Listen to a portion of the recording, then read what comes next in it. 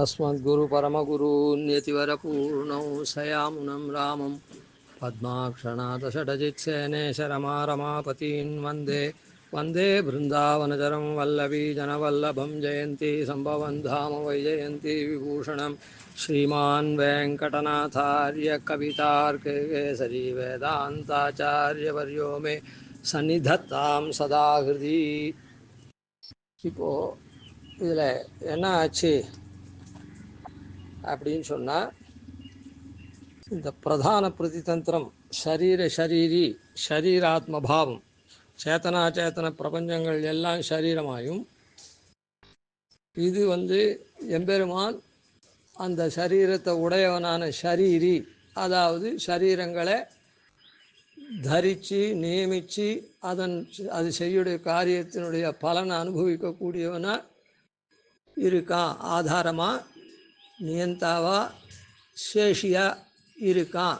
அப்படின்றது தான் நம்முடைய சித்தாந்தத்தினுடைய அசாதாரணமான வேதத்தில் காண்பிக்கப்பட்ட தர்மம், பிரதான பிரதிதந்திரம் அப்படின்னு சொல்லியிருக்கோம்.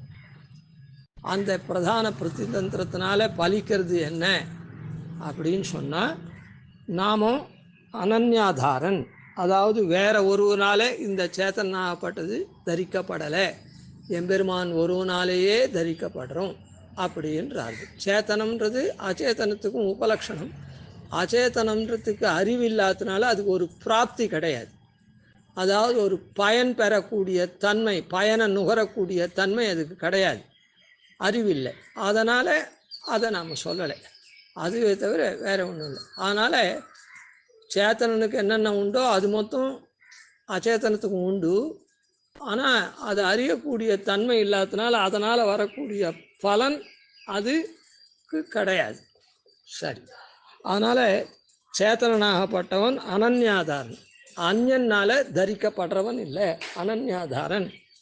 அதுக்கப்புறம் அனன்ய பிரயோஜனன், அதாவது அந்நிய பிரயோஜனத்தை எதிர்பார்க்கிறவன் இப்போ இல்லை, அனன்ய பிரயோஜனன். எம்பெருமானே பலனாகவும் எம்பெருமானுடைய கைங்கரியத்துமே பலனாகவும் எதிர்பார்க்கிறது தான் நம்முடைய தன்மை. அதுதான் நமக்கு பிரயோஜனம்.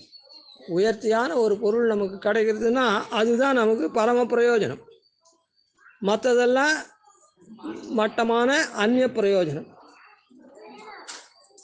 அதனால் அனன்ய பிரயோஜனன், அந்நிய பிரயோஜனம் இல்லை, வேற ஒரு பிரயோஜனத்தை விரும்புகிறவன் இல்லை அப்படின்றது.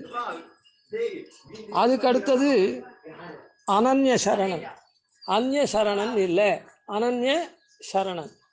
அனன்ய சரணன் அப்படின்னு சொன்னால், நமக்கு வேற, நாம் யாரையும் பற்றாதவன், எதுக்காகவும் நமக்கு வேறு ஒரு பற்று கிடையாது அப்படின்ற தன்மையில் நாம் நிற்கிறோம். அனன்ய சரணன் அப்படின்னு சொல்கிறோம். இது மூன்றும் தேர்றது. இது எப்படி மூன்றும் தேர்றது அப்படின்னா, நேற்றே பாத்திரத்தினுடைய சுருக்கம்தான் இப்போ சொல்கிறோம். அதாவது இதெல்லாம் சாஸ்திரங்களில் சொல்லியிருக்கு. இந்த சரீராத்ம பாவத்தில் அவன் தரிக்கிறதுனால, நம்ம அனன்யாதாரன்னு சொல்லிட்டோம்.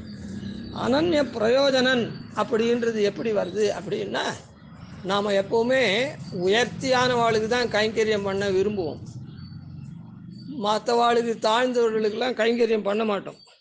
இப்போ ஆஃபீஸில் வேலை பண்ணுறவங்க கூட என்ன பண்ணுவான் அப்படின்னு சொன்னால், நல்ல ஆஃபீஸில் இருந்தால் நல்ல மேனேஜர், அவர் கீழே ஒர்க்கு இன்றைக்கெலாம் பண்ணிகிட்டே இருக்கலாம், ஆயுசுக்கும் பண்ணிகிட்டே இருக்கலாம் அப்படின்னு சொல்லக்கூடிய தன்மை.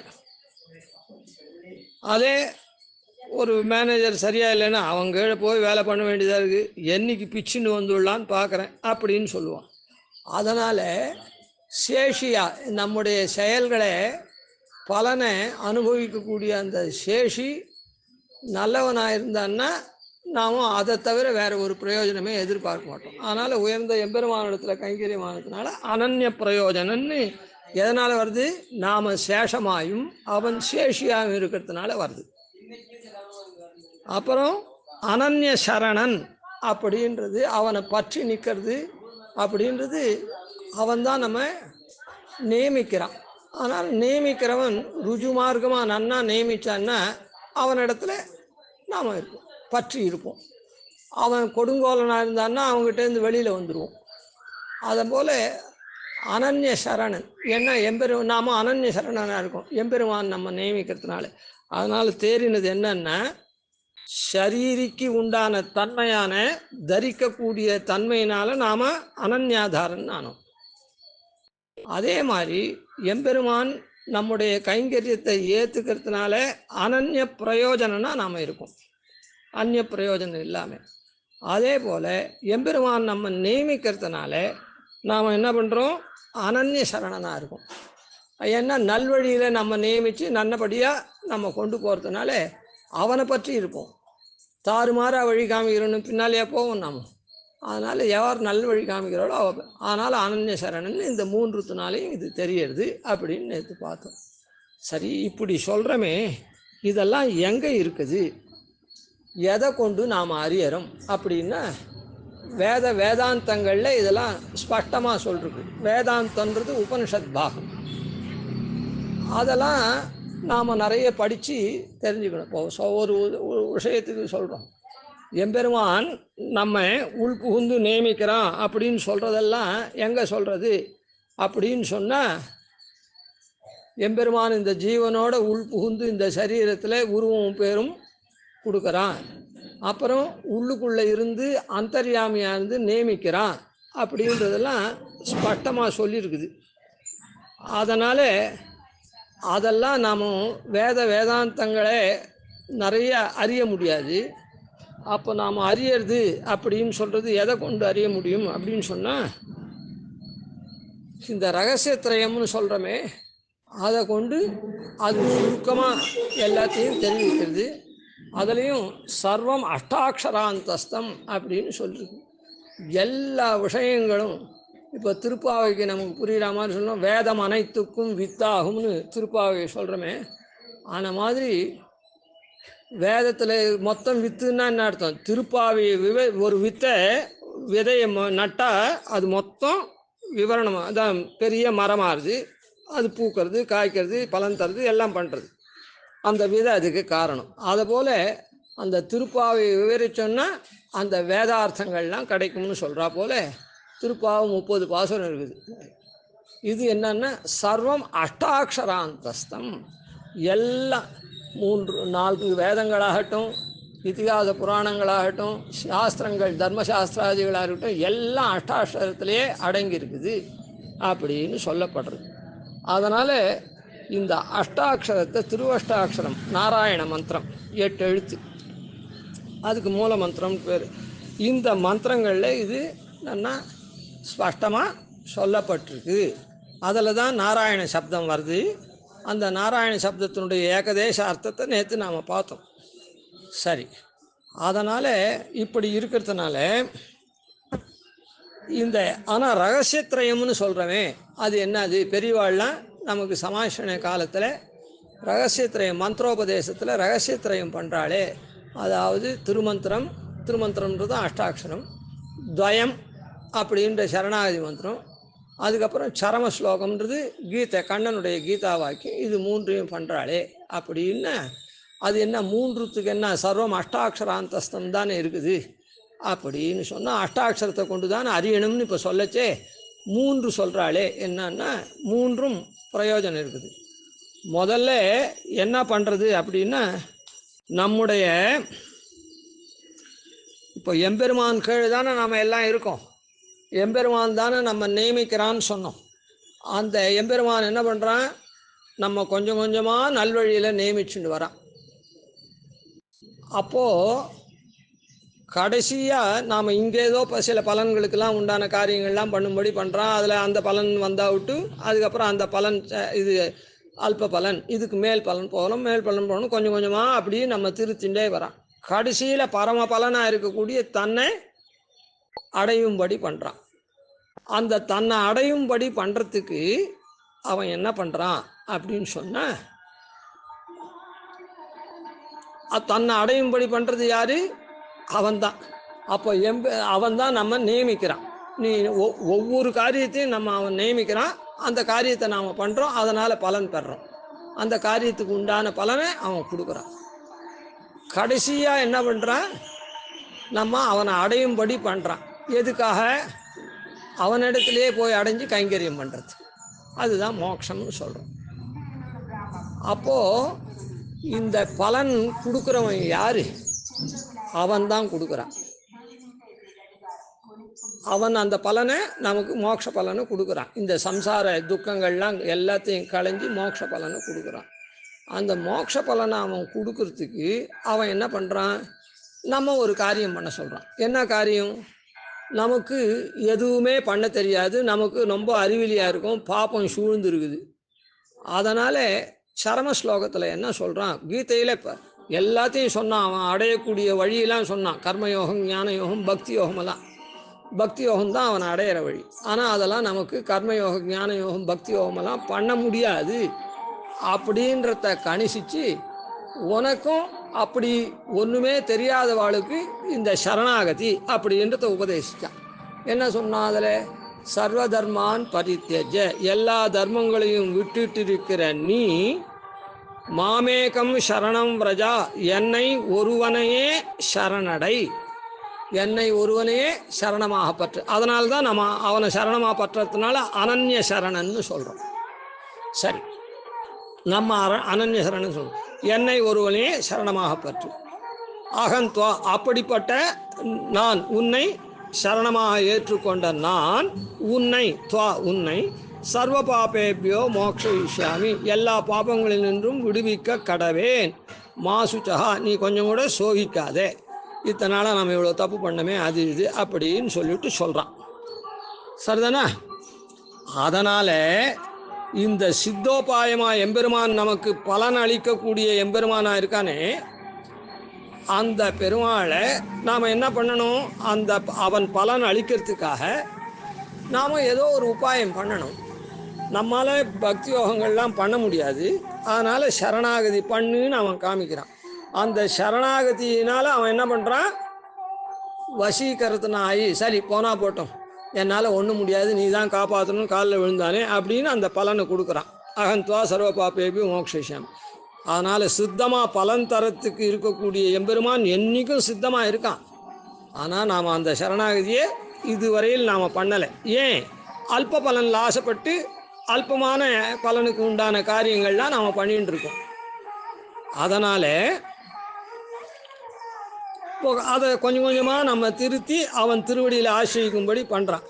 அதனால் அவன் சித்தமாக இருக்கக்கூடிய உபாயம், உபாயம்ன்றது பல சாதனம், பலன் கொடுக்குறது அவன் தான், அவன் சித்தோபாயம். அவனுடைய வசீகரணமாக இருக்கக்கூடிய சரணாகதியை அவன் தான் சொல்கிறான். இதுக்கு சாத்தியோபாயம்னு பேர். இது நம்மால் அனுஷ்டிக்கக்கூடிய உபாயம், சாத்தியோபாயம்னு பேர். அதனால் சித்தோபாய வசீகரணார்த்தம் சாத்தியோபாயத்தை நம்ம அனுஷ்டிக்க பண்ணுறான். அதனால் அதை விதிக்கிறது எது மூலமாக நாம் தெரிஞ்சுக்கிறோம்? கண்ணனுடைய சரம ஸ்லோகம் மூலமாக தான் தெரிஞ்சுக்கிறோம். அதனால் சரம ஸ்லோகத்துக்கு அது பிரயோஜனம், கண்ணனுடைய சரம ஸ்லோகத்துக்கு அது பிரயோஜனம். அதனால் சரம ஸ்லோகம் ரகசியத்திரயத்தில் ஒன்றா இருக்குது. அந்த சரம ஸ்லோகத்தில் சொன்ன சரணாகதியை எப்படி அனுஷ்டிக்கணும் எல்லாம் அப்படின்னு நமக்கு தெரியணுமோ இல்லை. அங்க பஞ்சக சம்பன்னமாக அனுஷ்டிக்கணும். அதாவது ஆணுகூல்யம், இத்தனை நாளாக நாம் அவனுக்கு விரோதமாக இருந்தோம், அதனால் அனுகூலனாக இருக்கேன், இனிமேட்டு பிரதிகூலத்தை விட்டுடுறேன், உகக்கும் அவை உகந்து உகவாதனைத்து மொழிந்து அப்படின்னு பிரதிகூலத்தை விட்டுடுறேன். அதுக்கப்புறம் மகா விஸ்வாசம், நீ தான் காப்பாற்றுவேன்னு விஸ்வாசமாக இருக்கேன், எனக்கு ஒரு கை முதலும் இல்லை, நான் என்னை காப்பாற்றிக்கிறதுக்கு நானும் இல்லை, எனக்கு பிறரும் தஞ்சம் கிடையாது, என்னாலேயும் முடியாது மற்றவாளாலையும் முடியாது, அதான் அப்படின்னு சொல்லி கார்பண்யம், உன்னையே நான் வரிக்கிறேன், நீ தான் என்னை காப்பாற்றணும் அப்படின்னு அந்த மாதிரி 5 அங்கங்கள் சொல்லியிருக்கு. அதெல்லாம் ஒரு இடத்துல பார்ப்போம். அந்த மாதிரி அந்த அங்க பஞ்சக சம்பவமான சரணாகதியை நாம் பண்ணுறோம். அதெல்லாம் எதில் இந்த அனுஷ்டானம் பண்ணுற பிரகாரம் எதில் இருக்குது, எதுக்காக சரணாகதி பண்ணுறோம் அப்படின்னா, சரணாகதி எதுக்கு வேணாலும் பண்ணலாம். லோகத்தில் நாம் சாதாரண மனுஷங்கிட்ட கூட, சுவாமி நீர் தான் எனக்கு இந்த காரியத்தை நடத்தி வைக்கணும், உம்மை தவிர வேறு ஒருத்தரும் கிடையாது, இல்லை என்னை பற்றி உமக்கு தெரியும், நான் உமக்கு எப்பவும் நீர் என்ன சொல்கிறீரோ அதெல்லாம் கேட்கக்கூடியவும் நான் இருக்கேன், உமக்கு எந்த விரோதமும் நான் பண்ண மாட்டேன், என்னால் கையில் ஆகாது, நீர் தான் இதை பண்ணி வைக்கணும் அப்படின்னு அந்த பொறுப்பை ஒப்படைக்கிறோம். அந்த மாதிரி ஒப்படைக்கிறது சரணாகதி லோகத்தில் கூட இருக்குது. அந்த மாதிரி பெருமாள் இடத்துல பண்ணுற சரணாகதி சாதாரண பலனுக்கு எதுக்காக ஆகுதா அப்படின்னா இல்லை. அது வைகுண்டத்தில் அவனோடு சேர்ந்து எப்போவும் அவனுக்கு கைங்கரியம் பண்ணக்கூடிய தன்மையாளனாக இருக்கணுன்றதுக்காக பண்ணக்கூடிய சரணாகதி அப்படின்றது உத்தரகண்டத்தில் அதன் துவயத்தில் தான் சொல்கிறது, ஸ்ரீமதே நாராயணாய நமஹா அப்படின்னு. அதனால் ஸ்ரீமதே நாராயணாய நமஹான்னு உத்தரகண்டத்தில் சொல்கிறது. அதான் பூர்வகண்டத்தில் நாம் அங்கபஞ்சக சம்பன்னமாக நாம் இந்த மாதிரி பண்ணக்கூடிய சரணாகதி எப்படி பண்ணணும், அதாவது ஸ்ரீமன் நாராயண சரணம், ஸ்ரீமானான பிராட்டியும் பெருமாளும் சேர்ந்து இருக்கக்கூடிய எம்பெருமான் இடத்துல திருவடிகளில் நான் சரணமாக பற்றுகிறேன் அப்படின்னு சொல்கிறதுனால இந்த இடத்துல அந்த ஆனுகூல்ய சங்கல்பம், பிராத்திகூல்ய வர்ஜனம், விஸ்வாசம், கோப்திருத்வர்ணம், கார்பண்யம் எல்லாம் இருக்குது. அதனால் அப்படி நாம் பண்ணுறோம். அதனால் அந்த அனுஷ்டானத்துக்கு உண்டான அர்த்தங்களை இது பண்ணுறது, அது துவயம் காண்பிக்கிறது. இது மொத்தத்தையும் பிரதானமான மந்திரம் இருக்குதே இந்த திருமந்திரம், 3 பதங்களை கொண்டு பிரணவம், நமசப்தம், அதுக்கப்புறம் நாராயணாயான்னு சதுர்த்தியோடு கூடி நாராயண மந்திரம், அதுதான் எல்லா அர்த்தங்களையும், அதாவது இப்போது கண்ணாடியில் பார்த்தா எல்லாம் நன்னா பொருள் நன்னா விளங்கிறது, அதை போல் திருமந்திரம் எல்லா அர்த்தத்தையும் காட்டுறது. அந்த திருமந்திரத்தில் தான் இந்த விஷயங்கள்லாம் இருக்குது. என்ன விஷயம், அதாவது சரணாகதி பண்ணுன்னு விதிக்கிறது சரமஸ்லோகம், சரணாகதி எப்படி பண்ணணும்னு காண்பிக்கிறது துவயம். ஆனால் சரணாகதிக்கு உண்டான நமக்கும் பெருமாளுக்கும் உண்டான சம்பந்தம் என்ன, நாம் சரணாகதி பண்ணணும், எதுக்காக சரணாகதி பண்ணுறோம், கைங்கரியத்துக்காக பண்ணுறோம் அப்படின்ற விஷயங்கள் எல்லாம் 3 பதத்தினாலையும் 3 விஷயங்களையும் நன்னா காண்பிக்கிறது திருமந்திரம். அதனால் 3 நமக்கு அவசியம். எது 3 அவசியம், இந்த திருமந்திரம், துவயம், சரமஸ்லோகம் 3 அவசியம். ஆனால் தான் ரகசியத்திரயம்னு பெரியவா சொல்கிறார். இப்போ இந்த ரகசியத்திரயத்தில் இந்த அனன்யாதாரன், அனன்ய பிரயோஜனன், அனன்ய சரணன் அப்படின்றது நாம் தெரிஞ்சுட்டு இருக்கோம். அதாவது இந்த சரீராத்ம பாவத்தினால இது இருக்குதுன்னு சொன்னோம். அந்த சரீராத்ம பாவம் ரகசியத்திரயத்தில் எப்படிலாம் காண்பிக்கிறது அப்படின்றத, அப்போ ரகசியத்திரயத்துக்கு அர்த்தம் என்ன அப்படின்றத நாம் சுருக்கமாக தெரிஞ்சுக்கிறதுக்காக சுவாமி தேசிகன் ரகசியத்திரை சாரத்தில் சொல்லியிருக்கார். ஆனால் சுவாமிக்கு யார் சொன்னால் அவருடைய மாமா மாத்துலர் கிடாம்பி அப்பிள்ளார் அப்படின்றவர் சாதிச்சிருக்கார். அதே ஒரு உதாரணத்தோடு சாதிச்சிருக்கார் அப்பிள்ளார், திருஷ்டாந்தத்தோடு கூட. அதை சுவாமி தேசிகன் அப்படியே இங்கே நமக்கு தந்திருக்கார். அதுபடி நாமும் அந்த அர்த்தத்தை பார்ப்போம். கவிதார்க்கிய சிம்ஹாய கல்யாண குணசாலினே ஸ்ரீமதே வெங்கடேசாய வேதாந்தோரவே நமாதிவன்ஷடகோபாதீனதிவர்யான் பஜேனிஷம் ஸ்ரீரங்கபூர்வஷடதித்யதீசான பதாஸ்ரீம் ஸ்ரீவத்சவம் சலகம் வந்தே ஸ்ரீகிருஷ்ணதேசிகம்.